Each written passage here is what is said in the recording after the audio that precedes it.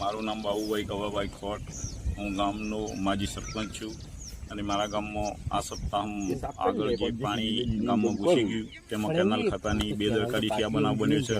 ગંદનારું સાફ કરવામાં આવ્યું નથી અને ગોકળ સાફ થાય તો જ આ ગામનો બચાવ થાય એવો હોય. કેનાલ ખાતાના 2 પાળા ઊંચા હોય, હાઇટમાં હોય તો જ ગામની અંદર પાણી ઘૂસે નહીં અને કેનાલ સાફ થાય સારી રીતે. અને બોરકંપા જવાના રસ્તા ઉપર એક નાળું છે તે પણ ફેલ થઈ ગઈ છે.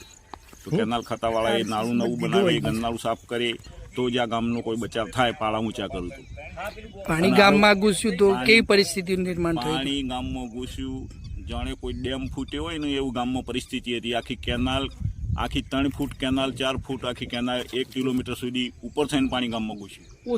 ખરેખર 2-3 મકાન પણ કાચોનું નુકસાન થયેલ છે અને ગામમાં કોઈ આરોગ્ય ખાતાની કોઈ ટીમ આવેલ નથી. તપાસમાં સિંચાઈના સાહેબો, ટીડીઓ સાહેબને આવેલા પણ બે સાહેબો શું નિર્ણય લઈ આગળ હું